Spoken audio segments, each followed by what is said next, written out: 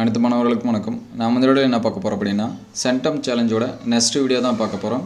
12th standard botany and bio botany pure science ஸ்டூடெண்ட்ஸாக இருந்தாலும் biology ஸ்டூடெண்ட்ஸாலும் இந்த கொஷின்ஸ் வந்து எக்ஸாம்ஸ்க்கு வந்து ப்ரிப்பேர் பண்ணும்போது படிச்சிருக்கீங்களா அப்படின்னு சொல்லிட்டு பாருங்கள். ஆல்ரெடி நம்ம லெசன் ஒன்றில் ஒவ்வொரு டாபிக் அதாவது பேஜ் வைஸாக இருக்கக்கூடிய 1 மார்க்ஸ் இது எல்லாமே 1 மார்க்ஸாக கேட்கலாம். எந்தெந்த கொஷின்ஸ் வந்து 2 marks 3 marks and 5 mark questions எல்லாமே கேட்கலாம் அப்படிங்கிறத அப்லோட் பண்ணியிருந்தோம். அதில் நிறையா ஸ்டூடெண்ட்ஸ் வந்து அடுத்தடுத்து அப்லோட் பண்ணுங்க சார் அப்படின்னு சொல்லி கேட்டிருந்தாங்க. அதனால் இந்த வீடியோவில் செகண்ட் லெசனில் அந்த மாதிரி என்னென்ன கொஷின்ஸ் வந்து கேட்கலாம், பப்ளிக் எக்ஸாம்ஸில் கேட்கலாம், ப்ளஸ் வந்து நீங்கள் படிக்கிறப்ப அது பேஜ் வைஸாக என்ன மாதிரியான கொஷின்ஸ் எல்லாமே படிக்கலாம் அப்படிங்கிறத நீங்கள் வந்து பார்த்துருங்க. நீங்கள் ஃபஸ்ட்டு புக் எடுத்துருங்க. அதே பாட்னி ஸ்டூடெண்ட்ஸாக இருந்தீங்கன்னா பேஜ் நம்பர் 35 எடுத்துங்க. அதே வந்து பயாலஜி ஸ்டூடெண்ட்ஸாக இருந்தீங்க அப்படின்னா அவங்களுக்கு வந்து பேஜ் நம்பர் கொஞ்சம் சேஞ்சஸ் ஆகும். பேஜ் நம்பர் 33 சரிங்களா. பயாலஜி ஸ்டூடெண்ட்ஸ் வந்து உங்களுடைய புத்தகத்தில் 33 எடுத்துருங்க. அதே பியூர் சயின்ஸ் ஸ்டூடெண்ட்ஸ் இருந்தீங்கன்னா உங்களுடைய புத்தகத்தில் பேஜ் நம்பர் 35 எடுத்துருங்க. அதில் என்னென்ன கொஷின்ஸ் இருக்குது அப்படின்னு சொல்லிட்டு டீட்டெயில்டாக பார்ப்போம். ஃபஸ்ட்டு டைட்டில் பாரம்பரிய மரபியல். இந்த டைட்டில் வந்தோடனே நமக்கு டைட்டிலை பற்றி ஒரு கொஷின் நீங்கள் வந்து ப்ரிப்பேர் பண்ணி வைக்கணும். ரொம்ப ரொம்ப முக்கியமானது. பாரம்பரிய மரபியல் அப்படின்னா என்ன அப்படிங்கிறது நீங்கள் வந்து என்ன பண்ணியிருக்கணும், ப்ரிப்பேர் பண்ணியிருக்கணும். அதனால் அதை பார்த்துருங்க. அதுக்கடுத்து இதிலே பார்த்திங்க அப்படின்னா ஒரு 1 மார்க் கொஷின்ஸ் இருக்குது. பேக்சன் இவர் ஒரு நேம் சொல்லியிருப்பார். மரபியல் என்னும் பதத்தை அறிமுகப்படுத்தியவர் யார் அப்படின்னா W பேக்சனு. இது 1 மார்க் கொஷின்ஸில் நம்ம வந்து என்ன பண்ணலாம், கேட்கலாம். அதுக்கடுத்து இது எல்லாமே 1 மார்க்ஸில் எதிர்பார்க்கலாம். ஊருக்கடுத்து மரபியல் என்றால் என்ன, மூலக்கூறு மரபியல் அப்படின்னா எதை பற்றி படிக்கிறது அது சிம்பிளாக தெரிஞ்சு வச்சிங்க. உயிர் தொகை மரபியல் அப்படின்னா என்ன அப்படிங்கிறதெல்லாமே சிம்பிளாக நமக்கு வந்து கேட்கக்கூடிய கொஷின்ஸு. அதனால் அது எல்லாமே நீங்கள் வந்து என்ன பண்ணிக்கலாம், ப்ரிப்பேர் பண்ணி படிச்சுக்கலாம். அதுக்கடுத்து பார்த்திங்க அப்படின்னா எண்ணிக்கை சார் மரபியல். இது எல்லாமே 1 மார்க்ஸ் படிக்கிறப்ப படிச்சுருங்க. இங்கேயுமே நமக்கு டெஃபினேஷன் கொடுத்துருக்காங்க. அதனால் உங்கள் ஸ்டாஃப் வந்து எந்த மாதிரியான டெஃபினேஷன் படிக்க சொல்கிறாங்களோ அதை படிச்சுருங்க. பாரம்பரியமும் வேறுபாடுகளும் சரிங்களா. இது ஒரு 2 மார்க் கொஷின்ஸில் நமக்கு என்ன பண்ணலாம், எதிர்பார்க்கலாம். பாரம்பரியமாக என்ன, வேறுபாடுன்னு என்ன, மரபியலில் இது ரெண்டும் சேர்ந்தது தான் அப்படின்னு நம்ம சொல்லுவோம். அதுக்கடுத்து வேறுபாடுகள், 2 வகையான வேறுபாடுகள். இது 5 மார்க்ஸ்லையும் கேட்கலாம் அல்லது 3 மார்க்ஸ்லையும் கேட்கலாம் சரிங்களா. வேறுபாடுகள் என்றால் என்ன, அதன் வகைகளை விவரி. இது ரொம்ப முக்கியமானது. தொடர்ச்சியற்ற வேறுபாடு, இன்னொன்று வந்து தொடர்ச்சியான வேறுபாடு அப்படின்னு சொல்லுவோம். இது ஒரு 5 மார்க் கொஷின்ஸு. இது எல்லாமே நீங்கள் வந்து என்ன பண்ணி வச்சிங்க, மார்க் பண்ணி வச்சிங்க. 2 கொஷின்ஸுமே சரிங்களா. தனித்தனியாக கேட்கலாம் அல்லது 3 மார்க்ஸில் இது ஃபுல்லாகவே கேட்கலாம். தொடர்ச்சியான வேறுபாடும் தொடர்ச்சியற்ற வேறுபாடுமே கேட்கலாம். நீங்கள் இன்னும் நம்ம சேனலை சப்ஸ்கிரைப் பண்ணாமல் தான் சப்ஸ்கிரைப் பண்ணுறங்க. அதே போல் நிறையா ஸ்டூடெண்ட்ஸ் வந்து லைக் பண்ணாமல் பார்க்குறீங்க. நீங்கள் லைக் பண்ணால் தான் நம்ம அப்லோட் பண்ணுறது எஃபோர்ட் எடுத்து அப்லோட் பண்ணுறோம். அது நீங்கள் லைக் பண்ணால் தான் மற்ற ஸ்டூடெண்ட்ஸ்க்கு நம்ம வீடியோஸ் வந்து போய் சேரும். அதனால் மற்ற ஸ்டூடெண்ட்ஸ் வந்து பயனடையணும் அப்படின்னா ஒரு லைக் பண்ணிவிட்டு கண்டினியூ பண்ணுங்கள். உங்களுக்கு வேறு ஏதாவது சந்தேகம் இருந்துச்சுன்னா அதை கமெண்ட் பாக்ஸில் கமெண்ட் பண்ணுங்கள். இல்லை சார் இப்படி மாற்றி சேஞ்ச் பண்ணி சொல்லுங்கள் அப்படிங்கிறது எதனாச்சும் டவுட் இருந்துச்சுன்னா அதை கமெண்ட் பாக்ஸில் கமெண்ட் பண்ணுங்கள்.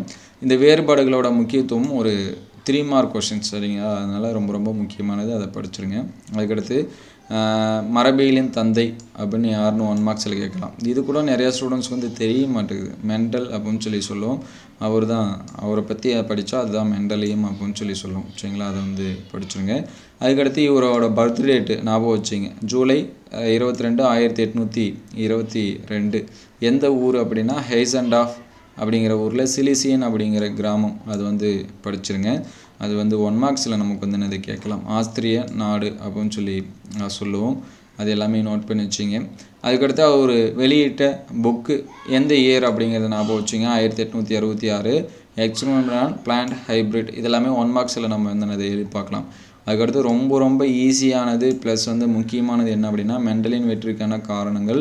இது 3 மார்க்ஸில் நமக்கு வந்து என்ன பண்ணலாம், கேட்கலாம். அதனால் இந்த கொஷின்ஸ் வந்து என்னது 3 மார்க்ஸை நோட் பண்ணி வச்சுங்க. பேஜ் வைஸாக அப்படியே டர்ன் பண்ணிகிட்டே வாங்க. ஸ்லோவாக பொறுமையாக தான் சொல்கிறேன். அதனால் நோட் பண்ணி வச்சிங்க. அதுக்கடுத்து மெண்டலின் ஆய்வு முறை தோட்ட பட்டாணி செடி. அது ஏன் வந்து தேர்ந்தெடுக்கிறதுக்கான காரணம் அப்படின்னு ஒரு 2 மார்க்ஸில் கேட்கலாம் அல்லது 3 மார்க்ஸில் கேட்கலாம். இந்த 3 பாயிண்ட்டு நீங்கள் வந்து என்ன பண்ணி வச்சிங்க, மார்க் பண்ணி வச்சிங்க. ரொம்ப ரொம்ப முக்கியமானது. அதுக்கடுத்து ஹைப்ரிடேஷன் மெத்தட்ஸ் இதெல்லாமே கொடுத்துருப்பாங்க. அது எல்லாமே விட்டுருங்க. அடுத்த பேஜஸ் வாங்க. அடுத்த பேஜ் வரும்போது இங்கே ஒரு பாக்ஸ் போட்டு கொடுத்துருக்காங்கல்ல, இந்த பாக்ஸை படிச்சுருங்க. இது என்னது, மெண்டல் தேர்ந்தெடுக்கப்பட்ட அந்த 7 பண்புகள் என்ன அப்படின்னு சொல்லிட்டு கேட்கலாம். அதனால் இந்த பாக்ஸில் இருக்கிறது எல்லாமே படிச்சுங்க. இது ஒரு 3 மார்க் கொஷின்ஸ் அப்படின்னு சொல்லலாம். இங்கே 1 மார்க்ஸில் பாருங்கள், இன்டீரியராக கேட்டாலும் சரி புக் பேக்கில் கூட இது இருக்கும்னு நினைக்கிறேன். சரிங்களா? என்ன அப்படின்னு சொல்லி பார்த்தீங்கன்னா, மெண்டல் தேர்வு செய்யப்பட்ட அந்த பட்டாணி செடியில் எத்தனை குரோமோசோம் இருக்குது, இங்கே கவுண்டிங் கொடுத்துக்கிறாங்க பாருங்கள், 7 குரோமோசோம். இந்த 7 குரோமோசோமில் எத்தனை குரோமோசோம்ங்க பண்புகள் காணப்பட்டுச்சு அப்படின்னு சொல்லி கேட்பாங்க. இங்கே பாருங்கள், வரிசையாக 7 குரோமோசோம் கொடுத்துருப்பாங்க. இதில் எங்கெங்கெல்லாம் நிறங்கள் அந்த கோடு போட்டிருக்காங்க தெரியுங்களா, அந்த குரோமோசோமில் மட்டும்தான் பண்புகள் இருக்கும், மற்ற குரோமோசோமில் இருக்காது. அப்போ பார்த்தீங்கன்னா இந்த குரோமோசோமில் இருக்கும், அதுக்கடுத்து இந்த குரோமோசோமில் இருக்கும் 2, இந்த குரோமோசோமில் இருக்கும் 3, இந்த குரோமோசோமில் இருக்கும் 4. மற்ற குரோமோசோமில் என்ன பண்ணாது இருக்காது, 3 குரோமோசோமில் இருக்குது. அதனால் ஸ்டூடெண்ட்ஸ் நிறைய பேர் கன்ஃபியூஸ் ஆகிறீங்க.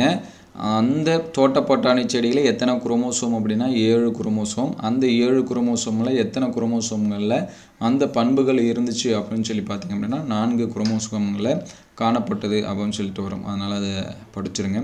அதுக்கடுத்து ஹோமோசைகோசிட்டினா என்ன, ஹெட்ரோசைகோசிட்டினா என்ன, அதெல்லாம் ஜஸ்ட்டு தெரிஞ்சிருங்க. இந்த இதில் பார்த்திங்கன்னா நிறத்திற்கான காரணம் என்ன ஜீன் அப்படின்னு சொல்லி கேட்கலாம். இந்த ஆந்தோசைனின் பிக்மெண்ட் அதை வந்து ஞாபகம் வச்சிங்க. இது வரைக்கும் கேட்கல, அந்த மாதிரி என்ன பண்ணலாம் கேட்குறதுக்கான புதுசாக இருக்குன்னு கேட்டால் கூட என்ன பண்ணலாம் கேட்கலாம். அதனால் அதெல்லாமே படிச்சிருங்க. அதுக்கடுத்து பார்த்தீங்கன்னா இங்கே இந்த பேஜ், அடுத்த பேஜ் வந்துடுங்க. இது ரொம்ப ரொம்ப முக்கியமானது. மெண்டல் ஆய்வை ரீடிஸ்கவர் செஞ்சவங்க யார் யார், இந்த ஹியூகோ டியூரிஸு, காரல் காரன்ஸு, ஷெஷ்மார்க். சரிங்களா? இது ரொம்ப ரொம்ப முக்கியமானது, அது வந்து படிச்சிருங்க. இதோட கலைச்சொற்கள் நீங்கள் படிச்சிருக்கலாம். கலப்புயிரிகள்னால் என்னென்னு படிச்சிருங்க, அது 2 மார்க்ஸில் கேட்கலாம். ரெண்டுமே இருந்துச்சு அப்படின்னா அதை நம்ம வந்து கலப்புயிரி அப்படின்னு சொல்லுவோம். அல்லீல்னா என்ன, அது சுவாலஜியில் கூட நீங்கள் படிச்சிருப்பீங்க. இந்த பல்கூட்டு அல்லீல்கள் நீங்கள் சுவாலஜியில் படித்தது கூட பாட்னியில் கேட்டாங்கன்னா ஆன்சர்ஸ் பண்ணலாம். பாட்னியில் ஏதாவது ஒரு கொஷின்ஸ் வந்து சுவாலஜிக்கு ரிலேட்டடாக கேட்டாங்கன்னா நீங்கள் அதை கூட என்ன பண்ணலாம், ஆன்சர்ஸ் பண்ணலாம். அடுத்து பார்த்திங்கன்னா மெண்டலுடைய பாரம்பரியத்தில் மெண்டல் விதிகள், ஓங்குதன்மை விதி, இதை வந்து படிச்சிருங்க. அதே போல் தனித்து பெறுதல் விதி, இந்த இதோட ரேஷியோ இதெல்லாமே கொடுத்துருப்பாங்க. இது எல்லாமே இம்பார்ட்டன்ட் 3 மார்க்ஸ் படிச்சிருங்க. அதுக்கடுத்து ஒரு பண்பு கலப்பு நமக்கு 5 மார்க்ஸில் எதிர்பார்க்கலாம். குறிப்பாக பியூர் சயின்ஸ் ஸ்டூடெண்ட்ஸ்க்கு இந்த மாதிரியான கொஷின்ஸ் எல்லாமே என்ன பண்ணலாம் எதிர்பார்க்கலாம். அதோட ரேஷியோ படிச்சிருங்க, 3:1 அப்படிங்கிறத படிச்சிருங்க. இதெல்லாமே கிராஸ் பண்ணி எடுத்தார் அப்படிங்கிறத படிச்சிருங்க. அடுத்து பார்த்திங்கன்னா பரிமாற்ற கலப்பு, ரெசிப்ரோக்கல் கிராஸ், அது வந்து ஒரு 3 மார்க் கொஷின்ஸு, அதை வந்து ப்ரிப்பேர் பண்ணும்போது படிச்சிருங்க. இங்கே பரிமாற்ற ஒரு பண்பு கலப்புக்கான அந்த டேபிள் கொடுத்துருக்காங்க. இந்த டேபிளை இம்பார்ட்டன்ஸ் கொடுத்து பண்ணுறேன், ஈஸியாக தான் இருக்கும், அதனால் கஷ்டப்பட தேவை. அதுக்கடுத்து பார்த்திங்கன்னா மெண்டலுடைய பகுப்பாய்வு மற்றும் அணுகுமுறை அப்படின்னு சொல்லி கொடுத்துருப்பாங்க. அதுக்கடுத்து டைட்டில் வாங்க. இருபண்பு கலப்பு இதெல்லாமே கொடுத்துருப்பாங்க. இங்கே இந்த ஜீன் கொடுத்துருக்காங்க தெரியுங்களா, எல்இ, இதில் வந்து இருக்கக்கூடிய அந்த ஜிப்ரின் அதை வந்து நோட் பண்ணி வச்சுங்க. தாவரத்தோட உயரம் அப்படின்னு சொல்லி பார்க்குறப்ப சரிங்களா, இந்த ஜிப்ரின் அந்த செயல்பாடு இது, அதை வந்து நோட் பண்ணி வச்சுங்க. இன்டீரியர் 1 மார்க்ஸ்னால் இந்த 1 மார்க்ஸ் என்ன பண்ணலாம் கேட்கலாம், அது பார்த்துங்க. அதுக்கடுத்து சோதனை கலப்புங்கிறது ஒரு முக்கியமான 2 மார்க் கொஷின்ஸு, அதை மார்க் பண்ணி வச்சிங்க. அது என்ன சோதனை கலப்பு அப்படிங்கிறத படிச்சிருங்க. அதுக்கடுத்து பிற்கலப்பு ரொம்ப ரொம்ப முக்கியமான ஒரு 2 மார்க். இந்த சோதனை கலப்பு, பிற்கலப்பு இதெல்லாமே முக்கியமானது தான், அதனால் அது எல்லாமே ப்ரிப்பேர் பண்ணுறேங்க. அதுக்கடுத்து பார்த்திங்க அப்படின்னா இருபண்பு கலப்பு சரிங்களா. இருபண்பு கலப்பு ஒரு 5 மார்க் கொஷின்ஸில் கேட்கலாம். இதில் பார்த்திங்கன்னா சார்பின்றி ஒதுங்குதல் விதி இதெல்லாமே கொடுத்துருப்பாங்க, தனித்து பெறுதல் விதி இதெல்லாமே கொடுத்துருப்பாங்க. அது எல்லாமே நோட் பண்ணி வச்சுங்க. ஆல்ரெடி நம்ம வந்து சொன்னதான், அதெல்லாமே மார்க் பண்ணி வச்சுங்க. ஆல்ரெடி நம்ம பப்ளிக் எக்ஸாம்ஸ்க்கு தேவையான முக்கியமான கொஷின்ஸ் எல்லாமே அப்லோட் பண்ணிட்டோம். அந்த வீடியோஸ் எல்லாமே பிளேலிஸ்ட்டில் 11th and 12th public exam important questions 2024 இருக்கும், அதில் செக் பண்ணி பாருங்கள். இங்கே அந்த சுருங்கிய விதைக்கான இது கொடுத்துருக்காங்க, இதுன்னு ஜஸ்ட்டு தெரிஞ்சிங்க. ஏன்னா ஒரு சில டைம் இந்த மாதிரி இதில் வந்து கேட்குறாங்க, ஆர்ஆர்னா என்ன, எஸ்பிஐ நொதி அப்படின்னா என்ன, அது எல்லாமே ப்ரிப்பேர் பண்ணுறீங்க. அந்த 0.8 kb இதெல்லாமே ஸ்டார்ச் பிரான்ச்சிங் என்சைம், அதுக்கு பேர் தான் எஸ்பிஐ அப்படின்னு சொல்லி சொல்லுவோம். அதாவது அரச கிழித்தல் நொதி அப்படின்னு சொல்லி சொல்கிறது, அதை வந்து நோட் பண்ணி வச்சிங்க. ஏன் சுருங்கி இருக்குது அப்படிங்கிறதுக்கான காரணம் இந்த எஸ்பிஇஐ அப்படிங்கிற ஒரு ஜீன் அப்படின்னு சொல்லி சொல்லலாம். அது எல்லாமே மார்க் பண்ணி ப்ரிப்பேர் பண்ணி வச்சுங்க. ஜஸ்ட்டு ஒரு நிமிஷம், இப்போ நான் சொல்லும்போதே கூட அப்படியே ரீட் பண்ணிங்கன்னா போதும், சொல்ல பார்த்துட்டே வந்தீங்கன்னாலும் போதும். இந்த ரேஷியோ இதெல்லாமே முக்கியம், 9:3:3:1 இந்த ரேஷியோ எல்லாமே பார்த்து வச்சிங்க. இருபண்பு சோதனை கலப்பு ஒரு 2 மார்க் கொஷின்ஸ், அதை பார்த்துங்க. அதுக்கடுத்து பார்த்திங்கன்னா ரொம்ப முக்கியமான கண்டென்ட்டு மரபணு இடைச்செயல்கள் அப்படின்னு சொல்லி சொல்லும். இதில் ரொம்ப ரொம்ப முக்கியமானது இங்கே கொடுத்துருக்காங்க பாருங்கள், மறைத்தல் பாரம்பரியம் இதெல்லாமே வரும் சரிங்களா. இதில் படிச்சிருங்க. இதில் ஃபஸ்ட்டு இருக்கிறது முழுமையற்ற ஓங்குதன்மை. இது ஒரு இம்பார்ட்டன்ட் 5 மார்க் கொஷின்ஸ். என்ன பிளான்ட்டு யார் பண்ணாங்க, என்ன ரிசல்ட் வந்துச்சு, அது எல்லாமே இந்த பேஜஸ்லேருந்து கொடுத்துருப்பாங்க. பியூர் சயின்ஸுக்கும் பயாலஜிக்கும் இந்த லெசன்ஸ்லாம் எந்த ஒரு கண்டென்ட்டும் எக்ஸ்ட்ராவும் இருக்காது, சேஞ்சஸும் இருக்காது. அதனால் எல்லாமே 2 ஸ்டூடெண்ட்ஸும் இது எல்லாமே என்ன பண்ணி வச்சிங்க, மார்க் பண்ணி வச்சிங்க. அதுக்கடுத்து பார்த்திங்கன்னா கொல்லி மரபணுக்கள். இது யார் கண்டுபிடிச்சா, என்ன நேமு, எந்த பிளான்ட்டில் கண்டுபிடிச்சாங்க, எக்ஸாம்பிள் என்ன, சரிங்களா. இது சிம்பிளாக 3 மார்க்ஸில் என்ன பண்ணலாம் கேட்கலாம். அதே போல் இங்கே இணை ஓங்குதன்மை அப்படின்னு சொல்லி கொடுத்துருக்காங்க. இந்த இணை ஓங்குதன்மையை ப்ரிப்பேர் பண்ணுறங்க. எக்ஸாம்பிள் என்னென்ன அப்படிங்கிறதையும் படிச்சிருங்க, சரிங்களா. இது வந்து ரொம்ப முக்கியமான ஒரு 3 மார்க் கொஷின்ஸ் அப்படின்னு சொல்லி சொல்லலாம், சரிங்களா. வேறுபடுத்தல கூட கேட்பாங்க. முழுமையற்ற ஓங்குதன்மை, இணை ஓங்குதன்மை வேறுபாடு என்ன, தனித்தனியாக இருக்கும். அதே போல் பல்பமுக்குறு தன்மையை பற்றி ஒரு 3 மார்க் கொஷின்ஸு ரொம்ப முக்கியமானது படிச்சிருங்க. அதே போல் நீங்கள் எது படிக்கிறீங்களோ இல்லையோ இந்த ஓங்குதன்மை மறைத்தல் இருக்குது தெரியுங்களா, இந்த கொஷினை படிச்சிருங்க. இப்போ நம்ம சொல்கிற கொஷின்ஸ் எல்லாமே நீங்கள் வந்து ஆஃபலி ரிவிஷனு இந்த மாதிரியான கொஷின்ஸுக்கு வந்து அதை அட்டன் பண்ணியிருக்கலாம். கண்டிப்பாக இந்த மாதிரியான கொஷின்ஸ் வந்து கேட்டிருப்பாங்க. நம்ம பப்ளிக் எக்ஸாம்ஸில் கேட்ட கொஷின்ஸுமே லெசன் வைஸாக அப்லோட் பண்ணியிருக்கோம். அந்த வீடியோஸுமே அதே லிஸ்ட்டில் இருக்கும், அதில் வந்து செக் பண்ணி பாருங்கள். அதுக்கடுத்து முக்கியமான டேபிள் உங்களுக்கு 1 மார்க்கில் ட்விஸ்ட் வைக்கிற டேபிள் ப்ளஸ் வந்து 1 மார்க்ஸ் கேட்கக்கூடிய டேபிள்னால் இந்த 2 டேபிளை சொல்லலாம். அதனால் முடிஞ்ச அளவுக்கு எதெல்லாமே ஞாபகம் வச்சுக்க முடியுமோ அந்த ரேஷியோ எல்லாமே என்ன பண்ணி வச்சிங்க, ஞாபகம் வச்சுங்க. 7 ரேஷியோவும் இது 1 மார்க்ஸில் நமக்கு வந்து கேட்கக்கூடியது. புக் பேக்கில் இந்த ரேஷியோ வச்சு கொஷின்ஸ் இருந்துச்சுன்னா அது இம்பார்ட்டன்ஸ் கொடுத்து என்ன பண்ணுறங்க, படிச்சிருங்க. அதுக்கடுத்து இந்த பல்மரபணு பாரம்பரியம் இது பி குரூப் சயின்ஸுக்கு பியூர் சயின்ஸ் ஸ்டூடெண்ட்ஸ்க்கு வந்து ரொம்ப ரொம்ப முக்கியமானது. இதுலேருந்து கொஷின்ஸ் நமக்கு வந்து என்ன பண்ணலாம், எதிர்பார்க்கலாம். 5 மார்க் கொஷின்ஸாக கேட்பாங்க. இந்த டேபிள் இதெல்லாமே கொடுத்துருக்காங்க தெரியுங்களா. இது இருபண்பு கலப்பு மாதிரி தான் இந்த டேபிளும் வரும். அதனால் இந்த டேபிள் எல்லாமே படிச்சிருங்க. இதோட ரேஷியோ இதெல்லாமே படிச்சிருங்க. 1 மார்க்ஸ் இதை பேஸ் பண்ணி கூட நமக்கு வந்து என்ன பண்ணலாம், கேட்கலாம், சரிங்களா. அதனால் பியூர் சயின்ஸ் ஸ்டூடெண்ட்ஸ்க்கு ரொம்ப ரொம்ப முக்கியமானது. அதனால் அது வந்து மார்க் பண்ணி வச்சிங்க. அதுக்கடுத்து குரோமோசோம் தவிர்த்த பாரம்பரியம். 2 மீடியம் ஸ்டூடெண்ட்ஸுமே இந்த பசங்கனிக பாரம்பரியம்னு இருக்கும்.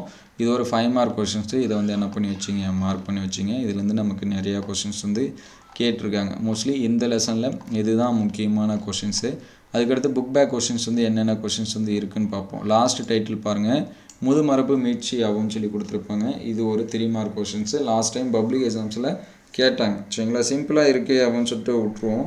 ஆனால் இந்த மாதிரியான கொஷின்ஸ் தான் பப்ளிக் எக்ஸாம்ஸில் கேட்டு நமக்கு வந்து இது பண்ணுவோம். அதுக்கடுத்து புக் பேக் கொஷின் 1 மார்க்ஸ் எல்லாமே ப்ரிப்பேர் பண்ணுறேங்க. சப்போஸ் உங்களுக்கு 1 மார்க்ஸுக்கும் ஆன்சர்ஸ்க்கு வேணும் அப்படின்னா கீழே கமெண்ட் பண்ணுங்கள், நான் அப்லோட் பண்ணுறேன். இதில் ஃபஸ்ட்டு பாருங்கள் 22. இந்த லெசனில் எல்லா கொஷினுமே முக்கியமானது தான். மோஸ்ட்லி எல்லாமே தான் சொல்கிற மாதிரி வரும். 22, 23, 25, 24, 26, 27, அதுக்கடுத்து 28, 29, 30. என்ன சார் எல்லா கொஷினுமே சொல்கிறீங்கன்னா இதில் இருக்கக்கூடியது எல்லாமே முக்கியமானது. ஏன்னா கிட்டத்தட்ட ஒரு 12 கொஷின்ஸ் தான் இருக்கும். இந்த ஓங்குதன்மை மறித்தல், பல்கூட்டு பாரம்பரியம், தொடர்ச்சியான வேறுபாடு, தொடர்ச்சியற்ற வேறுபாடு, அதுக்கடுத்து 36 பசங்கனிக பாரம்பரியம், இதெல்லாமே முக்கியமான கொஷின்ஸ் தான். அதே பயாலஜி ஸ்டூடெண்ட்ஸ்க்கான கொஷின் நம்பர் பார்ப்போம். இது பியூர் சயின்ஸ் ஸ்டூடெண்ட்ஸுக்கு. பயாலஜி ஸ்டூடெண்ட்ஸ்க்கு மோஸ்ட்லி கொஷின் நம்பர் எல்லாமே சேமாக தான் வரும். ஏன்னா எதுவுமே சேஞ்சஸ் இல்லைன்னு நினைக்கிறேன். சாரி,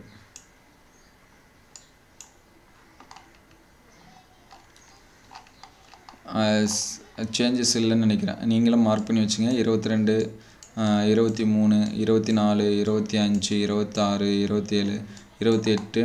அதுக்கடுத்து பார்த்திங்க அப்படின்னா 29, 30, இந்த 32, 33 எல்லாமே மார்க் பண்ணி வச்சிங்க. அதுக்கடுத்து 34, அதுக்கடுத்து 36, சரிங்களா. இந்த கொஷின்ஸ் எல்லாமே மார்க் பண்ணிக்கங்க. எக்ஸாம்ஸ்க்கு வந்து ப்ரிப்பேர் பண்ணும்போது ரொம்ப இம்பார்ட்டன்ஸ் கொடுத்து படிங்க. இந்த லெசனில் இந்த கொஷின்ஸ் எல்லாமே படித்தாலே போதும், லெசன் ஃபுல்லாகவே கவர் ஆகிடும். சொல்லிக்கிட்டு எல்லா லெசனும் எல்லாமே படிக்க சொல்கிறீங்களே அப்படின்னு சொல்லாதீங்க. இந்த கண்டென்ட்லேருந்துலாம் கொஷின்ஸ் வந்து கேட்டிருக்காங்க, அதனால் நம்ம வந்து சொல்லியிருக்கோம். உங்களுக்கு ஃபுல் மார்க்ஸ் வேணும் அப்படின்னா கட்டாயம் எல்லாமே படித்து தான் ஆகணும். ப்ளஸ் வந்து உங்கள் ஸ்டாஃப் வந்து எக்ஸ்ட்ரா என்ன ஏதாவது சொன்னாங்கன்னா அது எல்லாமே நோட் பண்ணி வச்சுங்க. மோஸ்ட்லி இதை தாண்டி சொல்கிறதுக்கான வாய்ப்பு மிக குறைவு. ஏன்னா நம்ம எல்லாமே சொல்லிட்டோம் 1 மார்க்ஸ் முதற்கொண்டு. அதனால் அது எல்லாமே ப்ரிப்பேர் பண்ணுங்கள்.